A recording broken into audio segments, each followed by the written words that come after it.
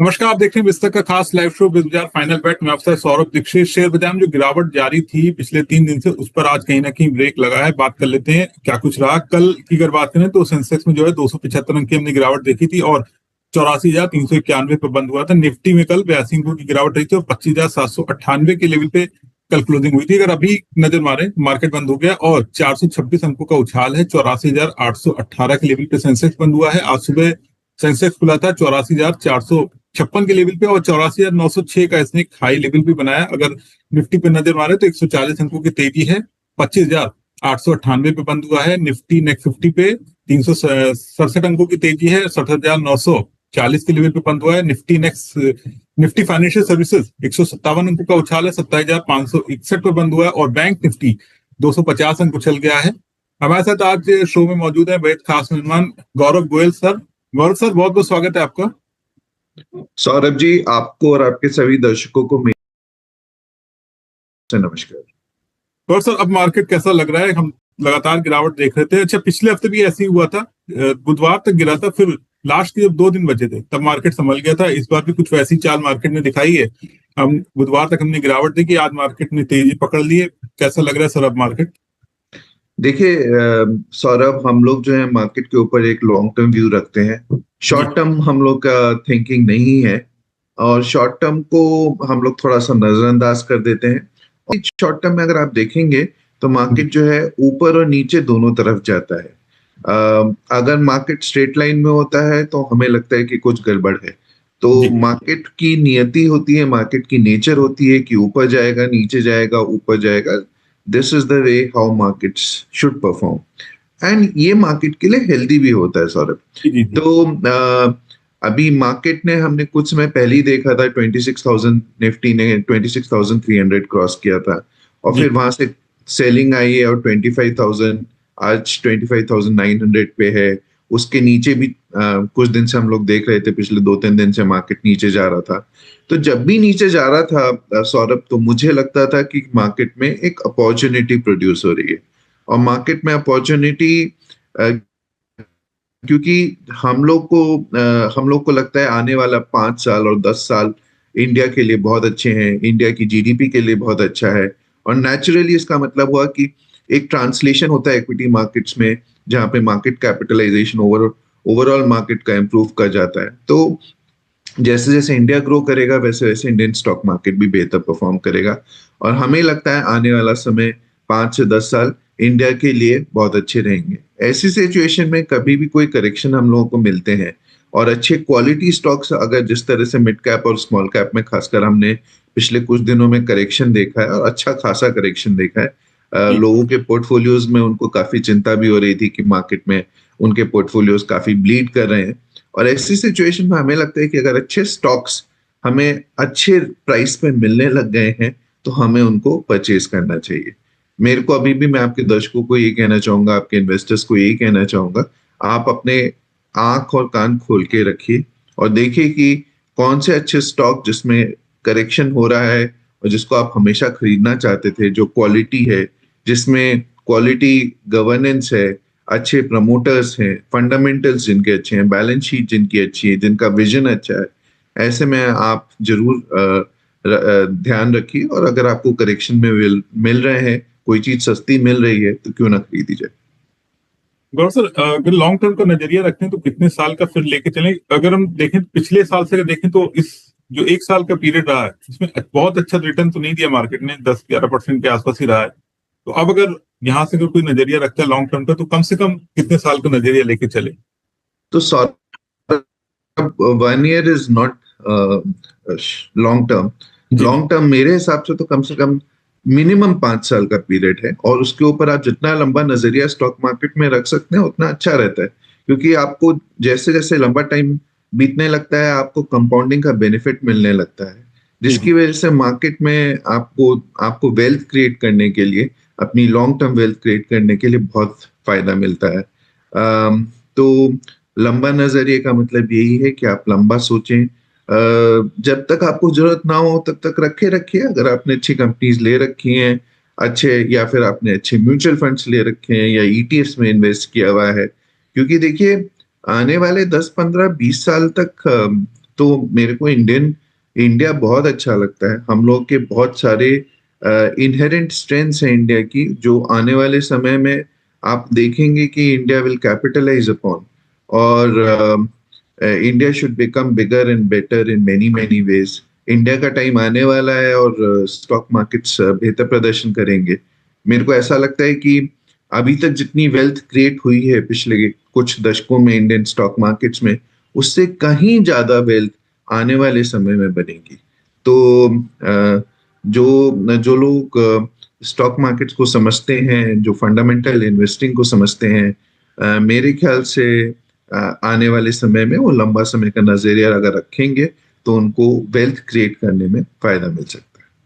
Doctor साहब, साथ साथ जो व्यूअर्स हैं काफी सवाल भी आ रहे हैं, वो भी हम लेते रहेंगे। जैसे काफी लोग एक चीज लिख रहे हैं कि कल ब्लैक फ्राइडे होगा, मार्केट गिरेगा, ब्लैक फ्राइडे लोडिंग, तो कुछ ऐसा लग रहा है? क्योंकि अभी मार्केट ने तेजी तो पकड़ ली है। सो सौरभ, एक दिन का नजरिया, एक महीने का नजरिया, या इवन एक साल का नजरिया में हम सब लोग, जितने भी लोग हैं, जितने भी मार्केट एक्सपर्ट्स हैं, जितने भी आपके दर्शक हैं, हम सब एक इंटेलिजेंट गेस क्रिएट कर सकते हैं कि जी जी। ये होगा या वो होगा। और एक्चुअली किसी को कुछ नहीं पता, टू बी वेरी ऑनेस्ट।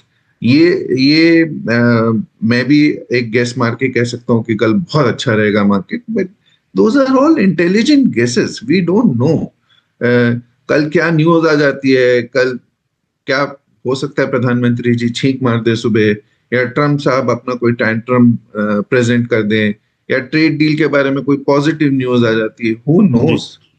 देखिए, हम कोई भगवान तो है नहीं सौरभ, कि जी। हम जी लोग कुछ भी, हम लोग को मालूम है आने वाले समय में क्या होगा। ये शॉर्ट टर्म में इतने सारे फैक्टर्स होते हैं जिसपे हमारा कोई कंट्रोल नहीं होता है। वही मैं ये कहना चाहता हूँ कि जब हम इसी नजरिए को एक दिन, 5 दिन, हफ्ता भर, महीना, साल, जब ये से बड़ा टाइम पीरियड कर देते हैं, तो सारे शॉर्ट टर्म फैक्टर्स जो हैं नलीफाई हो जाते हैं, वो सब एवरेज आउट हो जाते हैं। तो जी बड़े जी। बड़े इंसिडेंट्स भी एवरेज आउट हो जाते हैं। इसीलिए हम लोग लॉन्ग टर्म में, जहाँ पे ज्यादा प्रेडिक्टेबिलिटी करने का आसार है, जहाँ पे अच्छी आप प्रिडिक्शन कर सकते हैं मार्केट के बारे में, वहां की तरफ फोकस करते हैं। एक दिन के बारे में आई एम सॉरी, मेरे अंदर तो एक्सपर्टीज नहीं है कि कल क्या होगा, या फ्राइडे को, या ब्लैक फ्राइडे होगा, या रेड फ्राइडे होगा, या ग्रीन फ्राइडे होगा। We don't. ये आप सही कह रहे थे कि एक दिन का अनुमान लगाना तो बहुत मुश्किल हो, एक तरीके से तुक्का ही है। और जिस तरीके का मार्केट रहा भी है अभी तक, जो जिस चाल मार्केट की देखने को मिली भी है, उसमें इंट्राडे ट्रेडिंग काफी मुश्किल भी लग रही है। जो आप लॉन्ग टर्म नजरिए की बात कर रहे हैं, उसमें मार्केट का आउटलुक पॉजिटिव दिख रहा है। तो कहीं ना कहीं अगर वेल्थ बनानी है तो नजरिया थोड़ा लॉन्ग टर्म रखना ही जरूरी है, ऐसा कह सकते हैं गौसर? जी सौरभ, आप बिल्कुल सही कह रहे हैं। एक्चुअली क्या होता है आजकल, देखिए, more than humans, even machines are playing a part. तो मशीन इन्वेस्टिंग होती है, मशीन सेलिंग होती है, लार्ज क्वांटिटी में अचानक सेलिंग हो सकती है या परचेजिंग हो सकती है। सो ऑल ये सब चीजें कहना बहुत मुश्किल है कि एग्जैक्टली क्या होगा, क्या बड़े ट्रेडर्स सोच रहे हैं, या एफआईज कल किस बेसिस पे अपना ट्रेडिंग डिसाइड करेंगे, ये, या फिर बड़े एचएनआईज क्या करेंगे। ये सब चीजें, देखिए, हर एक का कयास लगाना बहुत मुश्किल हो जाता है। इसीलिए जब हम लोग सोचते हैं, तो इन सब चीजों में हम मतलब एटलीस्ट फ्रॉम माय एंड, मैं उलझना ही नहीं चाहता हूँ जहाँ पे हम लोग सिर्फ एक गेस वर्क कर रहे हैं। अगर हमारी गेस वर्क ठीक चली जाए तो हम लोग ये कहते हैं कि बहुत अच्छा काम किया है। अगर हम लोगों की गेस वर्क गलत चली जाए तो फिर ठीक है, चलिए गलत हो गए। तो हम लोग उस तरह के उसमें पढ़ना ही नहीं चाहते हैं। जहां हम लोग वहां पे फोकस करते हैं जहां पे लॉन्ग टर्म में प्रोबेबिलिटी करना बहुत जरूरी होता है, और जहां पे आप बैलेंस शीट, फिनेंशियल्स, जहां पे आप फंडामेंटल्स की तरफ फोकस करते हैं, आपको अल्टीमेटली, देखिए, जो स्टॉक मार्केट बढ़ रहा है या स्टॉक्स बढ़ रहे हैं, वो जी वो अर्निंग्स की वजह से बढ़ रहे हैं। उनकी कंपनी में जो अंडरलाइंग है, वो कंपनी की परफॉर्मेंस है। अगर कंपनी की परफॉर्मेंस अच्छा हो रही है, उनकी अर्निंग्स बढ़ रही है, उनकी प्रॉफिटेबिलिटी बढ़ रही है, उनका टर्नओवर, सेल्स वगैरह बढ़ रहा है, तो naturally company should perform well. अब वो कौन सी कंपनी किस हिसाब से पढ़ती है, आप किस किस हिसाब से उसको स्टडी कर रहे हैं, उसका नजरिया क्या है, इन सब चीजों के बारे में आप जब स्टडी करके इन्वेस्टमेंट करेंगे, I think it makes lot more sense to invest that way, Saurabh, rather than आप एक गेस वर्क और गैम्बलिंग नजरिए से आप स्टॉक मार्केट को देखें। और सर एक बहुत बात चल रही है कि रुपए की कमजोरी की, क्योंकि रुपया काफी टूटा भी इस साल, और मतलब ये काफी रिपोर्ट में भी आ रहा है कि जो विदेशी निवेशक भाग रहे हैं, पैसा निकाल रहे हैं, उसकी एक वजह ये टूटता रुपया भी है। तो क्या लग रहा है सर, ये रुपया टूट क्यों रहा, और ये कब संभलेगा, और क्या जब ये संभल जाएगा तो विदेशी निवेशक की वापसी हम देखेंगे मार्केट में? देखिए सौरभ, जो विदेशी निवेशक या एफआईआई है, उनके बहुत सारे फैक्टर्स होते हैं। ऑब्वियसली परफॉर्मेंस जो उन्होंने जहाँ पे पैसा लगाया है, and rupee exchange rate actually जो है जी। बहुत इंपॉर्टेंट डिटर्मिनेंट हो जाता है। अगर रुपी डेप्रिशिएट कर रहा है तो नेचुरली उनके नेट रिटर्न्स नेगेट कम हो जाते हैं, तो it becomes a factor. But मेरे को ये लगता है कि there are lot of other factors also जो वो लोग कंसिडर करते हैं बिफोर इन्वेस्टिंग और withdrawing from any given country. जैसे वैल्यूएशन हो गया, ये हम सबको मालूम है कि अभी हम कुछ समय पहले तक, पिछले एक साल से और उससे भी पहले, हम लोग in comparison to our peers हम लोग काफी एक्सपेंसिव थे। हमारा price earning multiple of our index was much higher than price earning multiples of other countries. For example China 10 के प्राइस अर्निंग मल्टीपल पे ट्रेड कर रहा था, हम लोग ऑलमोस्ट 25 के प्राइस अर्निंग मल्टीपल पे कर रहे थे। पिछले एक साल में आपने देखा होगा कि हमारा स्टॉक मार्केट ने परफॉर्म नहीं किया है, जबकि दूसरी कंट्रीज, इनफैक्ट इमर्जिंग मार्केट में बहुत सारी कंट्रीज ने बहुत अच्छा परफॉर्म किया है। तो ये जो वैल्यूएशन गैप है between India being more expensive than others, ये अब थोड़ा कम हो गया है और अब ये रीजनेबल लेवल्स पे आ गया है। तो मुझे लगता है कि देखिए, एफआईज की अपनी स्ट्रैटेजी है, वो कब आएंगे वापस, कब नहीं आएंगे, I am not very sure about it. But मुझे लगता है कि India is becoming a more attractive destination right now. आपने देखा है हमारे फंडामेंटल्स, चाहे हमारी जीडीपी ग्रोथ हो, चाहे हमारे डेफिसिट्स हो, ये सब हमारे बहुत अच्छा परफॉर्म कर रहे हैं। जहां तक रुपए का सवाल है in comparison to dollar, Saurabh, मुझे ये लगता है कि हो सकता है कि ये जो रुपया है इसे आर्टिफिशियली थोड़ा सा हायर लेवल्स पे रखा हुआ है। Maybe RBI is not intervening the way it would have probably done, just to help right through this current scenario, जहां पर इंडिया यूएस की एक ट्रेड डील अभी तक नहीं हुई है। हम सबको मालूम है इंडियन एक्सपोर्टर्स को एक तरह से थोड़ा सा सपोर्ट चाहिए, and a weak rupee in comparison to dollar might just help that. तो मेरे को ऐसा लगता है कि one of the reason could be artificially इसे थोड़ा सा वीक किया गया है, और शायद ट्रेड डील जब अनाउंस हो या उसका फर्स्ट लेग जब अनाउंस हो, तो possibly you might see a rebound in rupee, just an intelligent guess, but मेरे को ऐसा लगता है। एंड एफआईज, उनका कोई बेसिकली, अगर मेरे को ये बोलना, उनका कोई ये कोई फेवरेट नहीं है कि आज इंडिया है या कल चाइना है या परसों कोरिया है, ऐसा कुछ भी नहीं है। लेकिन कम बैक एनी टाइम। सो जब भी उनको लगेगा कि फंडामेंटल्स या उनके हिसाब से जो वेरियस पैरामीटर्स ऑफ इन्वेस्टिंग होते हैं उस पे कोई कंट्री ठीक लग रही है, then they might just come back. Gaur sir, एक जो खबर आई कि मेक्सिको ने जो भारत पर टैरिफ ठोक दिया अमेरिका के बाद, क्या इसको लेके कुछ चिंता वाली बात है? क्या इसका कुछ असर मार्केट पर पड़ सकता है? किसकी बात कर रहे हैं आप, सॉरी फिर से रिपीट। मेक्सिको मेक्सिको ने भी इंडिया पे टैरिफ लगाया, खबर अभी मैं देख रहा था आई, कि मेक्सिको ने भी भारत पे टैरिफ लगाया है। तो इसको लेके क्या इसका कोई इम्पैक्ट पड़ेगा मार्केट पे? क्या इसको लेके कुछ चिंता वाली बात है?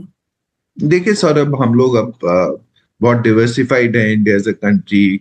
इंडिया, हम लोगों के बहुत सारे ट्रेडिंग पार्टनर्स हैं। वी आर जी। Also getting into free trade agreements with lot of countries, कुछ हमने ऑलरेडी क्लोज कर दिए हैं। So I think Mexico is a very small player in the overall scheme of things, जहां पर हम एक तरफ अमेरिका जैसी महाशक्ति के साथ एक टक्कर लेने में हिचकिचा नहीं रहे हैं और अपने को कॉम्प्रोमाइज नहीं कर रहे हैं। तो मेरे को नहीं लगता है कि मेक्सिको अगर कोई टैरिफ्स इंट्रोड्यूस कर भी देता है तो उसका कोई मेजर इम्पैक्ट इंडिया के ऊपर होगा। So I think the bigger players there are, जैसे यूएस हो गया, या आपका यूरोप हो गया, या जापान हो गया, ये इन सब चीजों से, या चाइना हो गया, ये सब ज्यादा मैटर करेगा।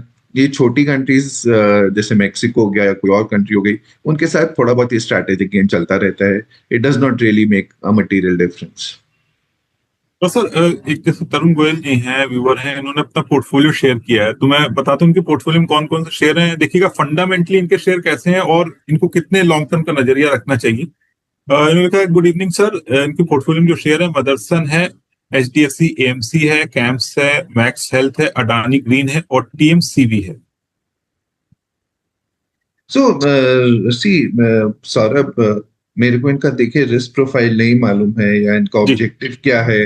जब भी हम किसी इंडिविजुअल इन्वेस्टर का डिटेल्स देखते हैं तो सबसे पहले हम उनका रिस्क प्रोफाइल स्टडी करते हैं, उनकी ऑब्जेक्टिव ऑफ इन्वेस्टमेंट समझने की कोशिश करते हैं। फिर हम लोग उसी के बेसिस पे स्टॉक रिकमेंडेशन या एसेट एलोकेशन डिराइव करते हैं।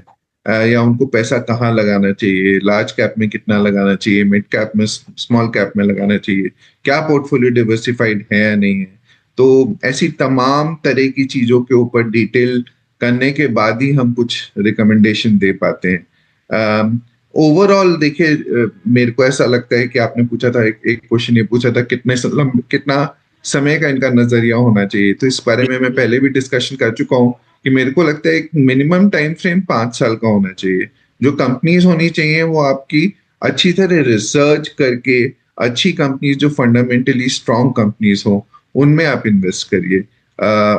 सिर्फ टिप्स और बेसिकली किसी और के नजरिए के हिसाब से ना चल के, अगर हम लोग अपनी रिसर्च कर सकें, और अगर आप खुद नहीं कर पा रहे, विच इज ऑल्सो ओके, किसी के पास टाइम नहीं है या किसी के पास इतना सामर्थ्य नहीं है कि ये कर सकें, तो देर आर इन्वेस्टमेंट डॉक्टर्स या स्पेशलिस्ट जो आपको हेल्प कर सकते हैं।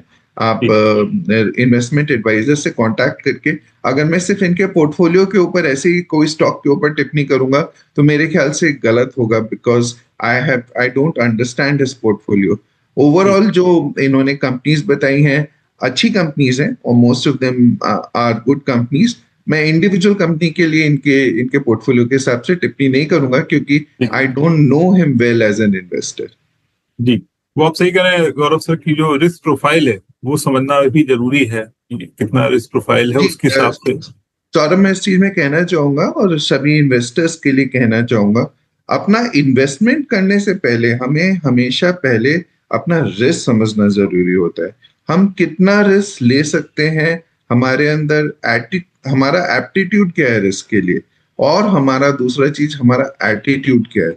कई बार हो सकता है कि हम रिस्क लेने की क्षमता रखते हो, लेकिन जब कोई अनफोर्सीन सिचुएशन होती है, मार्केट नीचे गिर रहा होता है, तो हम तब भी पैनिक हो जाते हैं, उसे एटीट्यूड बोलते हैं। तो there is an aptitude and there is an attitude. तो ये समझना बहुत जरूरी है कि हम किस तरह से बिहेव करते हैं जब मार्केट्स में ऊपर जा रहा होता है या नीचे आ रहा होता है। तो मार्केट्स का ये बिहेवियरल साइंस समझना बहुत जरूरी है। हम लोगों को सबसे ज्यादा, more importantly, more than markets, more than equities, more than companies, हमें अपने आप को समझना बहुत जरूरी है। और उसके लिए रिस्क को कहीं ना कहीं समझना, हमारी रिस्क लेने की क्षमता और उसको झेलने की क्षमता, ये बहुत जरूरी है। और मैं सभी इन्वेस्टर्स जितने भी यहाँ पे हैं उनसे ये अनुग्रह करूंगा कि वो अपने आप को समझने की कोशिश करें, क्योंकि जब मार्केट गिरता है कई बार बहुत तेजी से गिर जाता है। मैंने कई कई कई साइकिल्स देखी हैं। कई बार बहुत तेजी से जब मार्केट गिरता है, ऐसे भी साल देखे हैं जहाँ पे 50% से ऊपर करेक्शन हो जाता है। अभी का रीसेंट 4-5 साल पुराना उदाहरण ही कोविड के टाइम का है, जब मार्केट ने बहुत तेजी से क्रैश किया था। लोगों की वेल्थ एकदम से इरोड हो जाती है।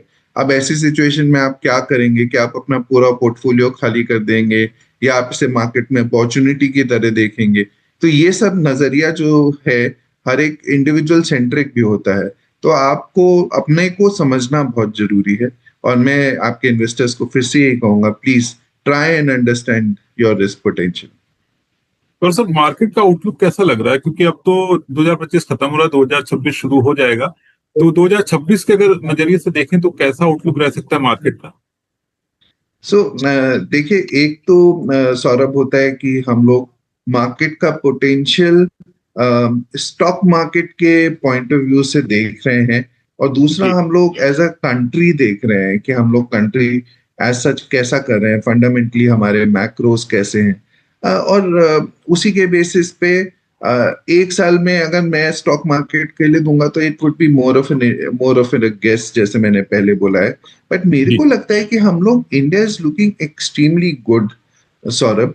जी हम लोग, आपने पिछले एक साल के अंदर देखा होगा, जबकि स्टॉक मार्केट ने रिटर्न्स नहीं दिए हैं, बट हमारी कंट्री में इतने major set of reforms country में इनिशिएट हुए हैं कि मेरे को ऐसा लगता है कि अचानक ही एक जो कहीं ना कहीं हमारी जो ट्रेन जो है, जिसकी रफ्तार धीमी पड़ रही थी, पिछले एक साल में वो तेजी से बढ़ने लगी है। गवर्नमेंट ने आम आदमी को भी राहत दी है, पिछले कुछ समय में बहुत सारे इनिशिएटिव्स भी लिए हैं। हमारा रिजर्व बैंक ऑफ इंडिया भी काफी प्रोएक्टिव हो गया है टुवर्ड्स ग्रोथ, क्योंकि इन्फ्लेशन काबू में आ गया है। तो और आपने जीडीपी की रफ्तार देखी है, we have grown at 8.2% in last quarter. हमारे डेफिसिट सारे कंट्रोल में हैं। करंट अकाउंट डेफिसिट ऑलमोस्ट खत्म ही सा हो रहा है। फिस्कल डेफिसिट भी, जो बजटरी डेफिसिट फिगर्स हैं, उसको हम लोग ब्रीच नहीं कर रहे हैं। So things are looking very positive, Saurabh. हमारी इंडिया की अगर आप डेमोग्राफी, एज, मीडियन एज देखेंगे, सो वी आर जी 28, we are one of the youngest populations in the world. अगर आप इंडिया का इनहेरेंट पोटेंशियल देखें, पर कैपिटा इनकम अब बढ़ रही है। हम लोग ऑलमोस्ट $4 ट्रिलियन इकोनॉमी है। We in next 5 years probably we might double to $8 trillion. हमारा जो मार्केट कैप है, जो आज करीब $4.5 ट्रिलियन का है, वो करीब 9 से 10 ट्रिलियन हो सकता है। तो हम लोग जो है, अभी तो हम लोग ग्रोथ स्टेज पे चालू हुए हैं, और आने वाला समय तो एक्सट्रीमली, मेरे ख्याल से आने वाले 10-20 साल जो है गोल्डन पीरियड हो सकते हैं इंडियन इकोनॉमी के लिए। हम लोगों को बस सही दिशा में निरंतर प्रयास करते रहना पड़ेगा, and we should be looking good. एक साल के बारे में मैं स्टॉक मार्केट रिलेटेड टिप्पणी इसलिए नहीं करना चाहूंगा कि क्योंकि मुझे कुछ पता नहीं है। देखिए, स्टॉक मार्केट में कुछ भी हो सकता है एक साल में, बट 5 साल के लिए अगर आप पूछेंगे तो मेरे को इंडियन मार्केट बहुत लगता है। और अगर मैं हिस्टोरिकल बेसिस पे जाऊं तो ऐसा भी हो सकता है कि स्टॉक मार्केट यहाँ से शायद डबल हो जाए। Stock market practically doubles every 5 years। But having said that, we are talking of equities, जहाँ पे कुछ भी हो सकता है, तो उसके बारे में भविष्यवाणी करना गलत होगा। जी लेकिन जो संभावनाएं हैं, हम उसके बेसिस पे ही कह सकते हैं। और हर कस्टमर को अपने रिस्क के हिसाब से ही इन्वेस्टमेंट करना पड़ेगा। एक साल के बारे में मैं कुछ नहीं कहूंगा। हालांकि I should also say that, क्योंकि पिछले एक साल में इंडिया ने रिटर्न्स नहीं मिले हैं, so there is a better chance कि हो सकता है आने वाला साल बेटर है। सर, सेक्टर कौन से अच्छे लग रहे हैं लॉन्ग टर्म के अगर हिसाब से देखें तो? कौन से सेक्टर हैं जिसमें अच्छा पैसा बन सकता है अगर लॉन्ग टर्म का नजरिया रख रहे हैं? So Saurabh, there are several sectors जो मुझे बहुत अपीलिंग लगते हैं। पहला एक सेक्टर मेरे को बैंकिंग, एनबीएफसी स्पेस बहुत अच्छी लगती है, फाइनेंशियल्स बहुत अच्छे लगते हैं। सबसे बड़ा एक प्रमुख कारण इसका ये है क्योंकि बैंकिंग सेक्टर अब both private and public, even public sector banks are, ये रिकॉर्ड प्रॉफिट्स यहाँ पे जनरेट हो रहे हैं। इनकी जी बैलेंस शीट्स बहुत स्ट्रांग हो गई हैं। डेट का जितना प्रॉब्लम पहले हुआ करता था कुछ समय पहले, अगर आपको 7-8 साल पहले का याद होगा, तो हम लोगों की इकोनॉमी में बैंकिंग सेक्टर के अंदर बैड डेट्स भरे हुए थे। सबसे बड़ा प्रॉब्लम तो ये था कि उसको कैसे प्रॉब्लम को सॉल्व किया जाए। आज काफी हद तक सिचुएशन नियंत्रण में है, और इवन पब्लिक सेक्टर बैंक्स, आपने देखा होगा, पिछले कुछ समय से बहुत अच्छा परफॉर्म करें। और despite all this, the banking sector के वैल्यूएशंस आर एक्सट्रीमली अट्रैक्टिव। तो हमें लगता है आने वाला समय बैंकिंग फाइनेंशियल सेक्टर के लिए काफी अट्रैक्टिव रह सकता है। So that is one space जहां पे हम लोग पॉजिटिव हैं। सेकेंड, हमें लगता है कि automobile sector should do extremely well, Saurabh, क्योंकि यहाँ पे जितनी, और पिछले एक साल में, पिछले इनफैक्ट कुछ सालों में ऑटोमोबाइल सेक्टर ने बहुत अच्छा किया है। बट जैसे जैसे हमारी कंट्री की इकोनॉमी में ग्रोथ आएगी, ऑटोमोबाइल सेक्टर में डेफिनेटली बहुत पोटेंशियल रहेगा। इवन अगर आप टू व्हीलर स्पेस देखें, चाहे थ्री व्हीलर स्पेस देखें या फोर व्हीलर स्पेस देखें, हम लोग को बहुत अट्रैक्टिव लगती है। Cement sector is another sector जो हमें अट्रैक्टिव लगता है। इसके अलावा हमें new age stocks, new age companies जहां पर हैं, जैसे आपके एक्सचेंज सिस्टम्स हो गए, जी। आपका आर्टिफिशियल इंटेलिजेंस रिलेटेड कंपनीज हो गई, आपका एनर्जी में new age renewable energy space हो गई, आपके डेटा सेंटर्स हो गए, आपके जैसे ई कॉमर्स रिलेटेड स्पेस हो गई। बट वहां पे आपको right set of companies choose करनी पड़ेंगी एंड देखना पड़ेगा कि क्या डिसरप्शन क्रिएट हो रहा है। So that is another space which looks very attractive to us. तो जब हम किसी सेक्टर, जैसे हमने चाहता कि आपने बताया कि ये सेक्टर अच्छा है, उस सेक्टर के में शेयर अगर देखने हो कौन से हम शेयर करें, तो क्या टॉप ऊपर की टॉप 2 या 3 कंपनियों को देखें, और अगर हम उन कंपनियों को देखते हैं, जैसे हमने कंपनी ले ली, तो फिर कैसे देखें कि हाँ ये कंपनी फंडामेंटली बहुत अच्छी है। तो सौरभ देखिए, बहुत सारी चीजें होती हैं किसी भी स्टॉक सिलेक्शन करने के लिए in any given particular sector. तो आपको बहुत सारी चीजें स्टडी करनी पड़ेंगी। जी। But I would rather advise investors की they should stick to top two three companies, या फिर कोई ऐसी कंपनी जो नई है लेकिन उसके अंदर पोटेंशियल बहुत है, एक डिस्ट्रप्शन कर रही है उस स्पेस के अंदर, तो आप ऐसी कंपनीज भी देख सकते हैं। अब उसका जजमेंट करने के लिए, उसकी स्टडी करने के लिए आपको बहुत सारे चीजें पढ़नी पड़ेंगी उनकी। आपको रिपोर्ट्स पढ़नी पड़ेंगी, आपको उनकी कॉल्स अटेंड करनी पड़ेंगी, उनकी आपको बैलेंस शीट देखनी पड़ेगी, उनका प्रॉफिट एंड लॉस स्टेटमेंट्स देखने पड़ेंगे, उनके कैश फ्लोज देखने पड़ेंगे, उनका विजन समझना पड़ेगा, आगे उनकी इंडस्ट्री का परफॉर्म कैसा करेगी वो सब स्टडी करना पड़ेगा। And then you have to take a call, Saurabh. So it is not all that easy. मतलब आपको यहाँ पे टाइम स्पेंड करना पड़ेगा।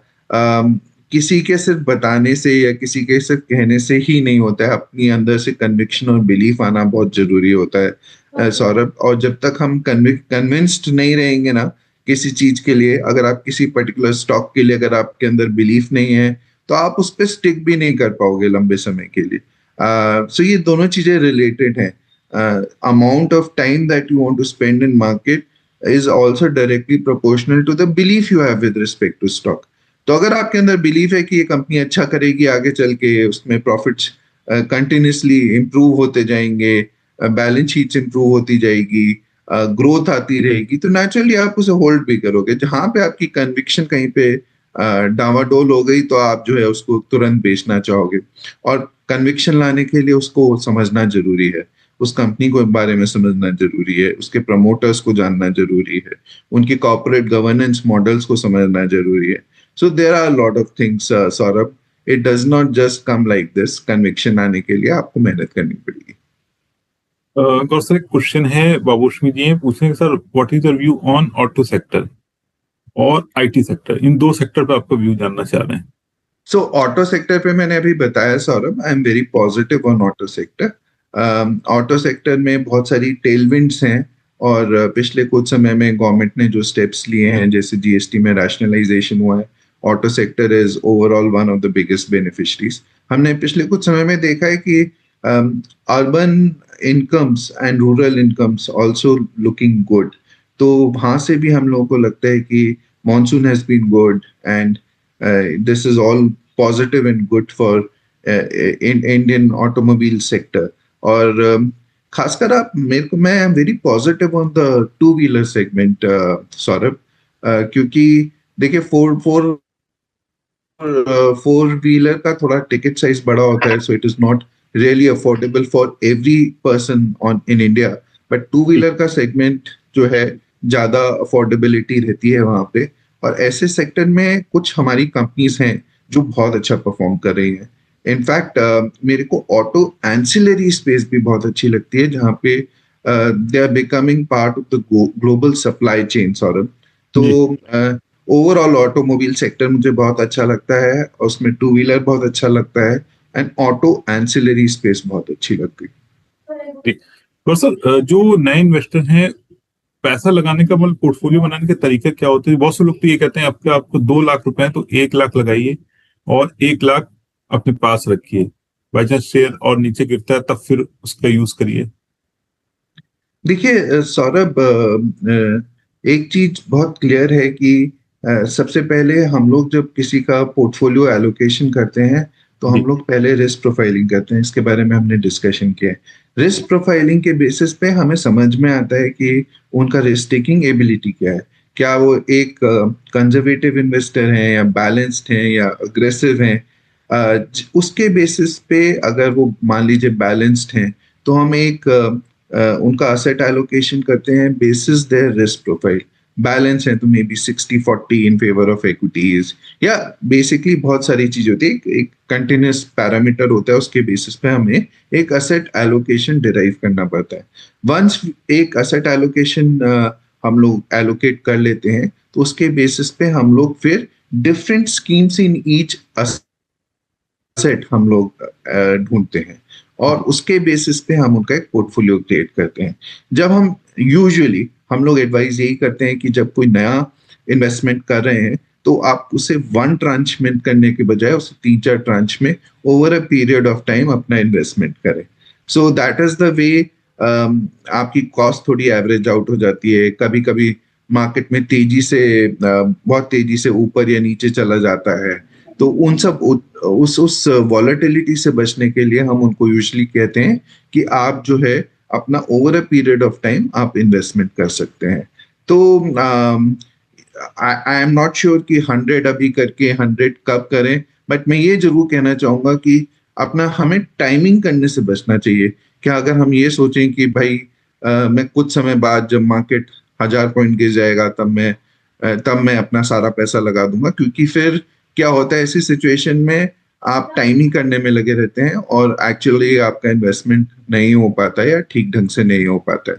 तो अगर आप डिसिप्लिन्ड वे से, जैसे एसआईपी है, एसआईपी में जी। गिवन डेट आपका पैसा कट जाता है, so that would be perhaps the right way of doing your investment. इसी तरह से अगर आपको एक लमसम पैसा लगाना है उसके बजाय आप एक एसटीपी करके कि आप कुछ पैसा अगले 6 महीने या 12 महीने में हर महीने या 2-3 महीने में आप थोड़ा थोड़ा करके इन्वेस्ट कर सकते हैं, rather than trying to time the markets. बस अब तो टाइम भी हो रहा है, मैं जल्दी कुछ सवाल पूछ लेता हूँ आपसे। एक सवाल ये बहुत आता है कि अभी क्योंकि मार्केट ही डाउन था तो बहुत से लोगों के पोर्टफोलियो डाउन चल रहे हैं, काफी डाउन चल रहे हैं, तो वो उनका सवाल ये रहता है कि क्या अभी एवरेज करें या किस तरीके से जो लॉस हो रहा है इसको कवर कैसे करें, या अभी रुकें थोड़ा सा मार्केट और डाउन हो जाए फिर हम एवरेज करें। किस तरह से अपनी जो डाउन पोर्टफोलियो उसको बैलेंस कर सकते हैं सर? तो ये बहुत अच्छा क्वेश्चन है सौरभ। बहुत सारे लोग जो हैं, मार्केट जब नीचे गिर जाता है तो थोड़ा परेशान हो जाते हैं, जी। कुछ लोग घबरा भी जाते हैं, पैनिक कर जाते हैं। पर मेरा सोचने का नजरिया थोड़ा डिफरेंट है। अगर आपको अपने पोर्टफोलियो पे विश्वास है, आप जिन कंपनियों के ऊपर आप इन्वेस्टमेंट कर रहे हैं उनको उनके ऊपर आपको लगता है फंडामेंटली स्ट्रांग कंपनीज हैं, तो मेरे को लगता है कि अगर कोई चीज सस्ती मिलने लग जाए, किसी वजह से मार्केट में कोई करेक्शन हो जाए, तो that is even better. But इसका ये मतलब नहीं है कि आप अपने सारे के सारे पैसे एक साथ लगा दें। The right way to perhaps do it is that आपके पास 100 रुपए हैं फर्दर इन्वेस्ट करने के लिए, तो आप जो है प्रोबेबली इसे 3 या 4 ट्रांच बना ले उसकी 25-25 रुपए कर सकते हैं। और आप जब भी देखें कि आप एक फिक्स परसेंटेज, मान लीजिए मार्केट में 5% का करेक्शन आता है तो आपने एक ट्रांच उसमें डिप्लॉय कर दी, फिर से उसके ऊपर 5% का करेक्शन आ जाता है तो आप एक और ट्रांच डिप्लॉय कर सकते हैं। इस तरह से करके आप परहैप्स इस तरह से आप अपना एक मेथोडिकल वे में अगर इन्वेस्टिंग करेंगे, I think results would be far far superior Saurabh. और सर एक चीज ये भी आती है, बहुत लोग पूछते हैं कि मिड क्या वो सॉरी म्यूचुअल फंड या फिर शेयर मार्केट क्या बेटर रहेगा, और शेयर मार्केट में भी क्या एसआईपी एक शेयर में करते रहें उससे वेल्थ बन जाएगी, या फिर अगर नहीं बहुत क्लोजली देख पाते तो फिर म्यूचुअल फंड की तरफ मूव कर जाएं? तो सौरभ, एक मेरे हिसाब से डिवर्सिफिकेशन एक बहुत इंपॉर्टेंट कॉन्सेप्ट होता है इन्वेस्टिंग इन इक्विटीज के लिए। और जब डिवर्सिफिकेशन होता है तो इसमें आप प्रॉबेबली एक पोर्टफोलियो क्रिएट कर सकते हैं जहां पे स्टॉक्स और म्यूचुअल फंड्स दोनों का मिक्स करके एक पोर्टफोलियो क्रिएट कर सकते हैं। अगर आपको स्टॉक्स को अगर आप रीड नहीं कर पा रहे हैं, best way to completely play out is through mutual funds, जहां पे आपका एक प्रोफेशनल आपका मैनेज कर रहा है और वो देख सकता है कि आपके स्टॉक्स कौन कौन से लिए जाएं और वो डिसाइड कर सकता है। इंडिया में कुछ बहुत अच्छे फंड मैनेजर्स हैं जो who do a tremendously good job. But अगर आप थोड़ी बहुत स्टडी कर सकते हैं तो I think even from a diversified point of view आप स्टॉक्स प्लस म्यूचुअल फंड्स में अपना पोर्टफोलियो क्रिएट कर सकते हैं। और साथ में आप एक स्टॉक में इन्वेस्ट मत करिए, एक म्यूचुअल फंड में भी इन्वेस्ट मत करिए। आप एक बास्केट बनाइए जिसमें आपके स्टॉक्स भी रहें और म्यूचुअल फंड्स भी रहें, और एक एक नहीं रहे, मे बी तीन चार म्यूचुअल फंड्स रहे और मे बी 8-10 स्टॉक्स रहे। तो इस तरह से करके एक अपना बास्केट क्रिएट कर सकते हैं and then you can invest.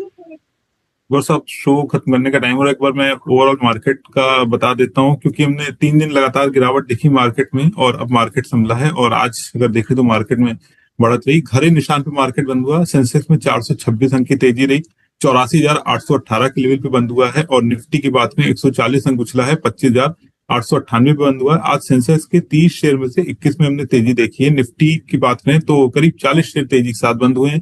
Banking, energy और ऑटो शेयर्स में खरीदारी देखने को मिली है।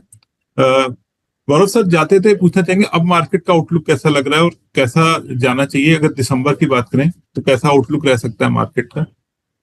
तो सौरभ सॉरी बट दिसंबर का कोई मैं आपको आउटलुक आपने लॉन्ग टर्म की बात की थी, लेकिन मैं से पूछा कि बहुत सारे व्यूअर्स यही सवाल पूछते हैं कि अब नहीं कैसा रहेगा। पूछते हैं, बिल्कुल सही बात है।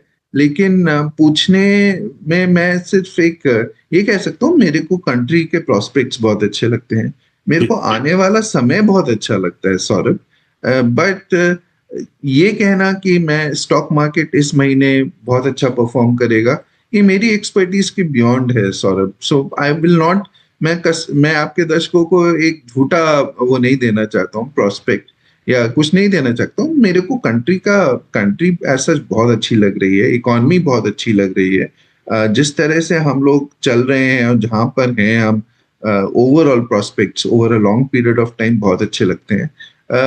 तो मैं ये नहीं कहूंगा कि इसी महीने हम लोग 10% बढ़ जाएंगे या 5% बढ़ जाएंगे, या अगले अगले साल हम लोग, क्योंकि इस साल हमने परफॉर्म नहीं किया तो हम लोग 30% अगले साल परफॉर्म करेंगे उसके।